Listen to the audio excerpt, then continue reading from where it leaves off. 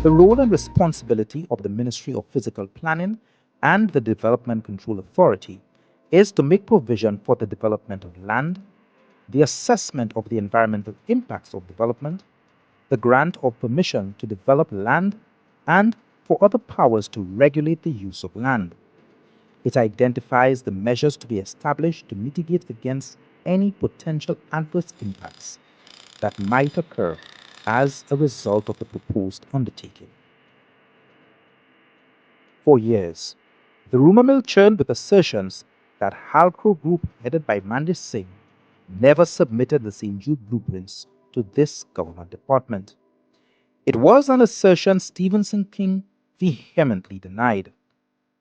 When Dr. Anthony took over the management of the project, one would have imagined that this situation would have been rectified.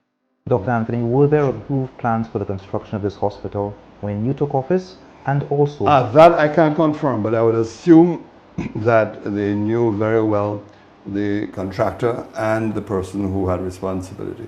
It's not a kind of thing that you're going to go in and check all the time whether they approve plans. You assume that senior public officers would be in a position to determine that. So I couldn't tell you when plans were submitted, what dates, who submitted plans, but I assume that there was so.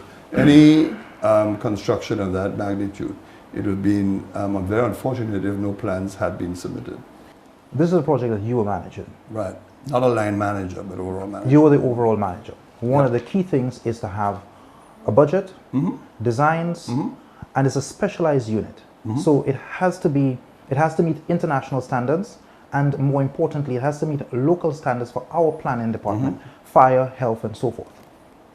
Would it surprise you to know that from 2009 till 2016, zero, not one plan for that hospital, no part of it, neither the reconstructed surgical wing or the new morgue or ambulance bay, nothing had ever been submitted to the planning department. I would be surprised to hear that, but I would not contest that because I don't have the knowledge.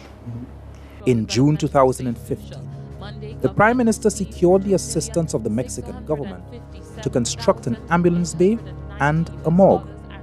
The project was completed within budget and on time.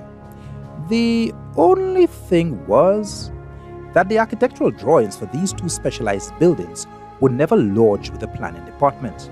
The leader of the project claims absolutely no knowledge of this.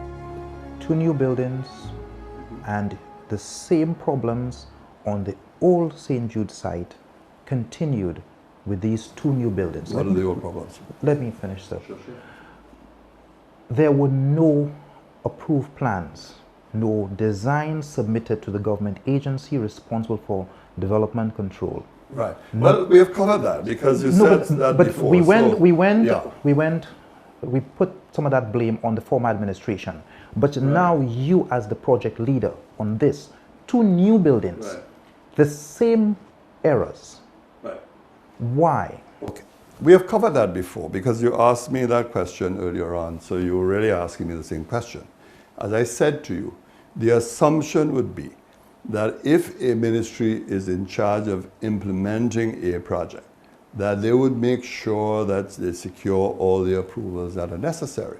And as I told you before, I'm surprised to hear you say this because senior officials of the various ministries would be aware of that fact. Certainly, if I were told that, look, there are no plans, I would have asked, but why are you then building a building with no plans? I visited the planning department and met with the Deputy Permanent Secretary Hildreth Lewis and Karen Augustine, who is the Chief Physical Planner. She is also the Executive Secretary to the Development Control Authority. They both confirmed that Halcro Group never officially submitted any plans until March 2nd, 2016, long after well over $100 million had been spent on the facility. StJudes' problems were not just limited to poor architectural planning. The financial management was also a nightmare. There was a very peculiar payment arrangement where the project consultant was Sand King, you mean? No.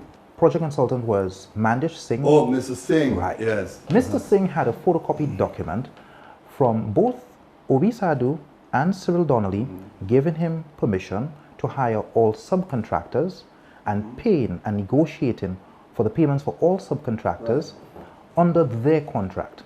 Very peculiar arrangement. So in the case of Obi Sadhu, for example, his overall contract was for $58 million. What was actually paid to his company was nearly half of that. The rest was allocated by Mandish Singh and Halcro to a series of subcontractors. That definitely, from our research, goes against the Finance Act. As Minister of Finance, were you aware of these arrangements and were you comfortable with them? Okay. Dale, you're welcome to make judgments about what is legal and what is illegal and what is contrary to the Finance Act. That is your assessment, that is your value judgment, and I don't know whether you're in a position to make that kind of statement. But let's let it fly. Let's go past. But I'm just saying that one has to be very careful about statements like that. I would not know the internal arrangements between contractors. What I would know is that in accordance with the budgetary allocations and arrangements, payments would be made to contractors on the basis of certification or on the basis of the approval of the project coordinator, and those payments would be made from the ministry's allocation. Unless you become aware of something untoward or something unusual, then of course you're not going necessarily to probe, because you assume that whatever is being paid in accordance with existing procedures. But your job there is not to assume. Your job there is to verify as the person responsible for the finances. That is why I indicated to you, just to be sure that there were no issues regarding payments estimates. I ordered a few weeks before the general elections, well before the general elections, by the way, that we do an audit to make sure that we're on top. You were persuaded to ask the director of audit to do that particular audit. No, I didn't ask the director of audit. I requested the permanent secretary in the department to arrange for an audit to be done. Yeah. Or vice versa. Or she has choices as to how she's going to do that audit. You could get a private audit or a public audit. What were the red flags that caused you 4 years down the line to say, oh, something might be wrong, let's audit this? There were no red flags that something was wrong, Dale. Auditing government projects is a normal part of the process of any project implementation. For 4.5 years, sir, were there any financial statements on this project? Yes, we received financial statements through the permanent secretary, especially at budgetary time. There were multiple addendums that came to your desk for signature without the supporting documents for these addendums. After speaking with the accountant for the project, the former permanent secretaries as well, quite a few of these addendums came, they were signed, and there were in many cases nearly 100% increases in the cost. Sir, what management did you use? Okay. I would ask you to give me proof of all these documents that you are saying, because you're assuming that this is the case. And you are quoting things that I am not seeing before me. What I can tell you is this, that internally within ministries, when requests for payments are made, that it is the responsibility of the ministries to go through the figures.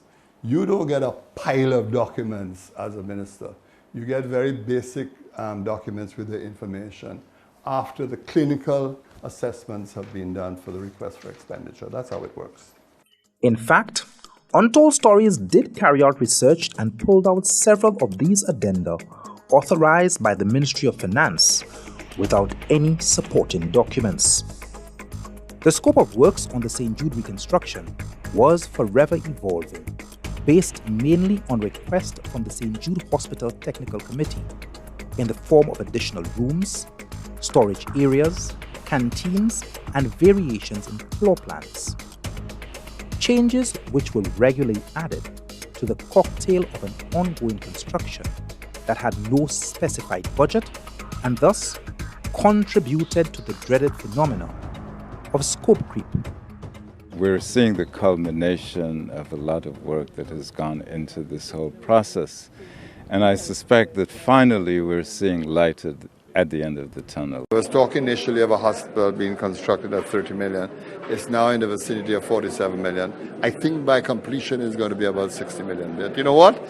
I think it's going to be money well spent because you're going to have, as I said, a new hospital, increased facilities, brand new facilities, equipment that we never had before here at StJudes.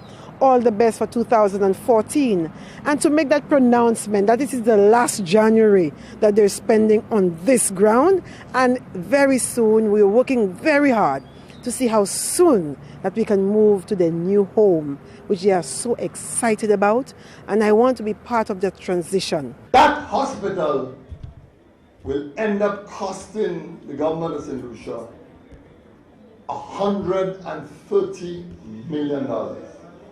And you know what? I will find it. We are finding it. And we will do so because we are determined that the people of the South get a hospital that they truly deserve. Some would pass the blame for the change in scope of the hospital to your department. They would say that St. Jude management constantly kept asking for different things to be added to the project, and as such the scope of works expanded and extended. What would you say? In as much as managers and supervisors made requests, and I say request, of what they desire to have within their spaces for their specialist areas, I think the onus was on the project to guide managers. And from my recollection and visiting the site, from what I'm aware of, the specifications that were given by staff, that was not what was on the ground. What were some of the challenges? Well, the challenges were, for example, keeping the cost down, because at the end of the day, the Prime Minister wanted to see the cost down, and that was our main concern, keep the cost down. So every meeting we had, we were looking at and make sure that we needed to keep the cost down, and that was the main thing. But at the end of the day, and that's why, I don't know, do you have a meeting with Shanta, for example? No? Yeah. Shanta King has refused to have an interview with us and also provide any information relating to this project. So did you ask her why? Because I know Shanta is very straightforward. I'll put my neck on the block for her. Well, and I can tell you, wish she would have been straightforward in this case, because well, maybe there's a reason why she doesn't. For 4.5 years, you offered St. Lucians 4 different opening dates. Your Minister of Health, my correction is 7. She gave St. Lucia 7 different dates for the completion and opening of this hospital. Why, Prime Minister? Because when you make those pronouncements, one, they're always very, very risky. You made them 4 years in a row. Yeah, but the second thing is this, that you are going to make these pronouncements sometimes on, well, most times I would hope so, on the advice of the technical personnel who are in charge. I mean, it's like the new hospital So deal. the first year they give you this date for opening and it doesn't happen. Right. What do you do? And the second year, you go ahead by saying it's going to open in October, and it doesn't. And the third year, you have the very same thing, and then your Minister of Health goes about saying the very same thing multiple times. Right. What level of confidence do you expect the people to have? And more importantly, Of course, I think who people are the justified. Who are the people giving you this advice? Yeah. Why are you taking it? Why are you saying it? And then having to repeat consistently changes. Yeah. Obviously, where deadlines are not kept, people become suspicious, people become cynical, people become uncomfortable. The decision maker is often placed in an uncomfortable position, and that is to reassure persons that whatever is being done will be done in good time. I mean, this is one of the liabilities of public office. And I think some of those dates were in fact given in very good faith. When we return, The electorate fires Dr. Kenny Anthony. St. Jude's reconstruction is halted, and we examine the structural deficiencies of the hospital itself.